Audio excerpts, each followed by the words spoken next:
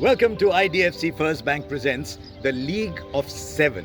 Because remember, seven is the new maximum.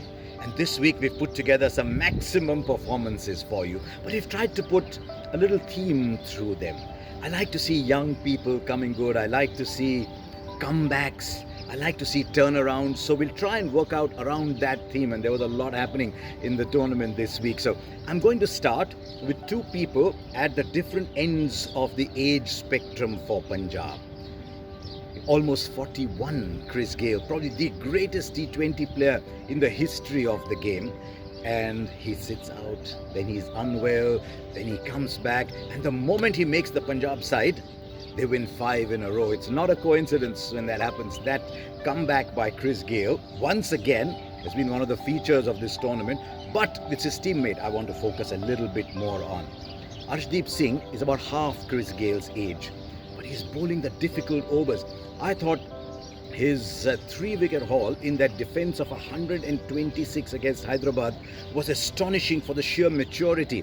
And what he's doing by bowling the end overs is he's giving his captain so many options. He can go to Shami, he can go to Jordan, but he can now go to Arshdeep as well. He can use Shami differently. He can use him as an attacking bowler up front. Arshdeep and Gayle between them are number 7 for this week. Number 6 is a nice story. He plays for Maharashtra, he plays for India A, he scores a lot of runs. He's very happy to be picked by Chennai, but he can't get a game because it's such a successful franchise.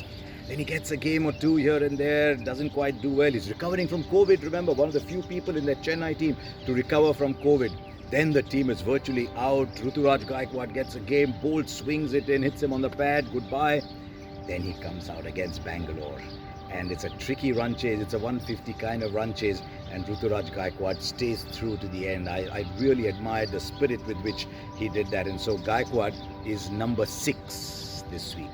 Number 5 is another turnaround story. You might say, what's the big turnaround with Surya Kumar Yadav? He's had two good seasons for Mumbai, he's playing so well this year.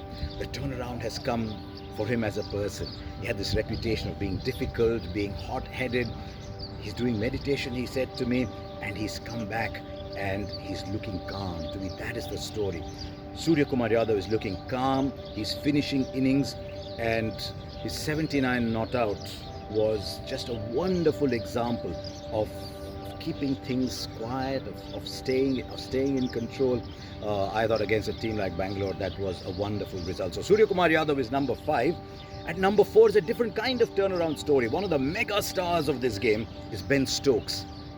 Missed the tail end of the home season to be with his father, who's suffering from a difficult kind of cancer. Hasn't trained very much, struggled, he comes back, is not happy in quarantine, gets out there. It's not easy even for the most accomplished players.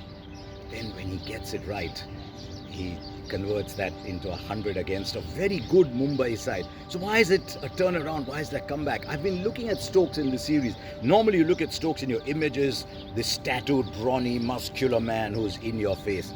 This Stokes is different. He's a little quieter.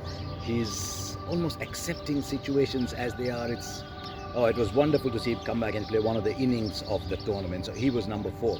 Number 3 is another difficult story. I did the post-match presentation with Rashid Khan, and he talked about what it meant to lose both parents in the space of 12 to 18 months, to come back from there and deliver performance after performance after performance. His 3 for 7 the other day was just a top-class performance. It's a 220 run chase, remember, for Delhi. But for him to do 3 out of 7 and do it season after season, to have performances like those was fantastic. I was soft corner for Rashid Khan because of all that's happened in his life, not just because he's a preeminent leg spin bowler in the white ball game.